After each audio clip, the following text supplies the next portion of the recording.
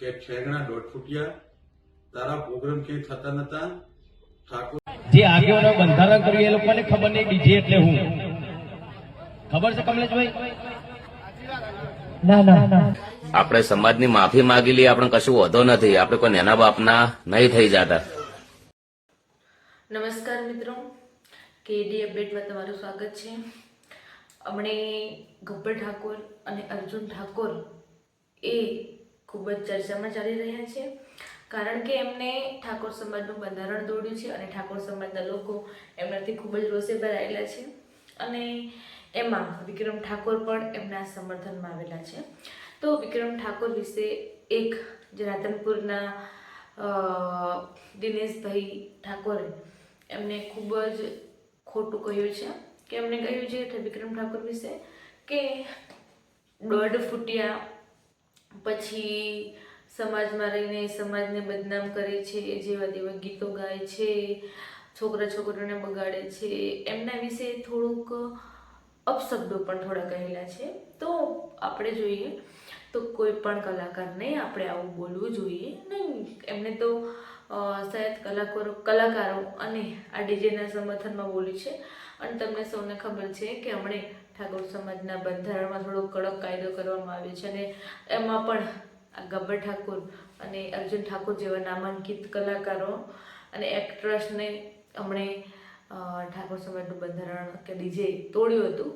અને એમનું એમ કહેવું છે કે શાયદ તો 2 બંધારણ બન્યા છે કે જેમના 52 ગોળના જે નવગણજી ઠાકોર કરીને છે એમને પણ એક બંધારણ બનાવ્યું છે, એમાં ડીજે ચાલુ રાખવાનું કીધું છે. અને એક આજે 3 જિલ્લા વાવથરા, બનાસકાંઠા અને પાટણ જિલ્લામાં પણ 16 જેટલા નિયમોનું બંધારણ કર્યું છે. અને એમાંથી એક જે ડીજે નહીં વગાડવાનું એમાં ઉલ્લેખ કરવામાં આવ્યો હતો, પણ એમને ડીજે વગાડ્યું હતું અને ઠાકોર સમાજે એમને બહાર કાઢ્યું હતું. પછી જોઈએ તો ઘણી બધી મિટિંગો થઈ અને બધા કેટલા બધા વાદ વિવાદો થયા. છેવટે એક મિટિંગ યોજાઈ, એમાં જ્ઞાનીબેન છેક આ ચાબડિયા ગામ પહોંચ્યા અને એમને પણ સમજાવ્યું કે ડીજે બંધ કરવાનું કારણ શું હતું. અને તમને ખબર કે જ્ઞાનીબેને એકલાથી તો એમને બંધારણ પેલું કર્યું હતું નહીં, આખા 3 જિલ્લાના જે મોટા આગેવાનો અને ધારાસભ્યો મળીને કર્યું છે. તો બીજી બાજુ એમને એમ કહ્યું કે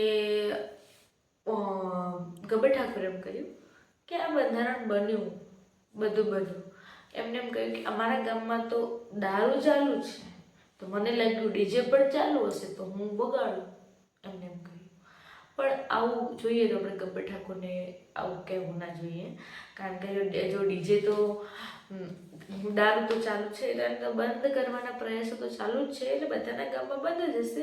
પણ અમુક જે છાનું છવાયું છે એ વેચતા હશે ને, તો એમને એક દારૂનો પર્દાફાશ કર્યો છે કે અમારા ગામમાં ચાબડિયા ગામમાં ચાલુ છે તો અમારા ગામમાં પણ ચાલુ હશે, એમને એ પણ ઉલ્લેખ કર્યો છે. અને છેવટે છેલ્લે બધું પૂરું થઈ ગયું. પછી એક મિટિંગ યોજાઈ અને એમ કહેવામાં આવ્યું કે જો આ ગબ્બર ઠાકોર અને તેમના 2 ભાઈઓ, એમના એટલે મીન્સ કે આખો પરિવાર, તમે જોયું ને કે આ ઠાકોર સમાજને વિનંતી કરે અને એમની માફી માગી તો ઠાકોર સમાજ એમને અપનાવી લેશે, એમ પણ એમને કહ્યું. અને એક બીજા દાયકામાં આ વાત ગબ્બર ઠાકોર સુધી પહોંચી તો ગબ્બર ઠાકોરે એમ કહ્યું કે અમને જો ઠાકોર સમાજ પાસે માફી માંગવાની કોઈ પેલું તો છે નહીં, મોટું છે નહીં, કારણ કે તો ઠાકોર આખો સમાજ છે તો એમની સામે માફી માગી લેશું. પણ એ જો એમ કહે છે કે એક ષડયંત્ર છે મને ફસાવવાનું, કારણ કે આ ડીજેનું છે એ કેટલા ગામોમાં પણ આ ડીજે વગાડવામાં આવ્યું હતું. જેમ કે સાંતરપુર તાલુકાના એક કોરડા નામનું ગામ છે, એમાં કુમકુમ ઠાકોર નામના એક બેન છે, એમના એક ખુદ સરપંચ છે અને એમના લગ્નમાં ડીજે વગાડ્યું હતું તો એમને 1,51,000નો દંડ પાડવામાં આવ્યો છે. પછી કોઈ બીજા ગામમાં વગાડ્યું છે કે બર્થડે પાર્ટી ઉજવી છે, ગાડી ઉપર કેક રાખીને તલવારથી કાપે છે. પછી આવું તો કેટલું ચાલ્યા કરે છે. પાટણમાં પણ કર્યું છે, પછી પાલનપુરમાં પણ આવો ડીજેનો ભંગ તો કેટલાય કર્યો છે.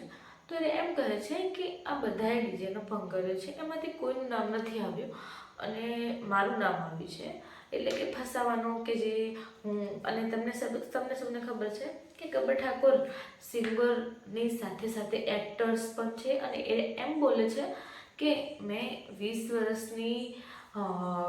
વર્ષથી મેં આ ફિલ્ડમાં કામ કર્યું છે અને એમાં ખૂબ જ મહેનત કરી છે, ત્યારે હું આટલો આગળ વધ્યો છું અને આ બધા મને પાડવાના ધંધા ચાલી રહ્યા છે. તો એ પણ સાચું છે. અને એ આપણે જોઈએ તો ગબ્બર ઠાકોર બીજા જે ગરીબ લોકોની ખૂબ સેવા કરે છે, જે અમુકને ગાવાનો ખૂબ શોખ હોય પણ એ આગળ આવી શકતા નથી તો એમને આગળ લાવવાનો કોશિશ કરે છે. પછી જે ગરીબ લોકો એમને રહેવા માટે સગવડ નથી તો એમને ઘર બનાવી આપ્યા. તો ગબ્બર ઠાકોરને એમ કહેવું છે કે ચલો અમને તો રોજગારી બંધ થઈ ગઈ તો અમારો ફેર તો પડશે નહીં, પણ અમારી નીચે જે અમે જેની મદદ કરીએ છીએ એમનું પૂરું કોણ કરશે? તો એની બધી મિટિંગ થઈ અને પછી સમાજમાં પાછા લેવાની વાત કરવામાં આવી. તો હવે આપણે જોઈએ કે શું આ ગબ્બર ઠાકોર પાછા આવશે ખરા સમાજમાં? એ માફી માગશે?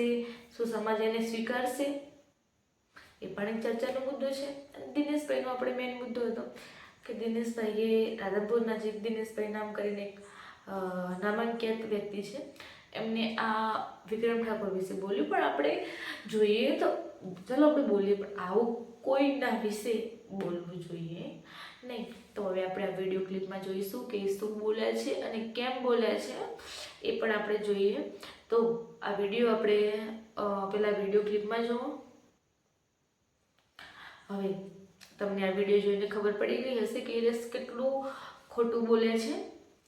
તો આપણે જોઈએ કે તમને જો આ વિડીયો સારો લાગ્યો હોય અને આ વિડીયોમાં શું ખામી છે અને શું ખોટું બોલ્યા છે આ તમે કમેન્ટ કરીને જરૂરથી બતાવજો. તમને અમારો વિડીયો ગમ્યો હોય તો વિડીયોની લાઈક વધારે શેર કરજો અને સબસ્ક્રાઈબ કરવાનું ભૂલતા નહીં. અને આવી નવી અપડેટ માટે અમારા કેડી અપડેટ ન્યૂઝને ફોલો કરજો.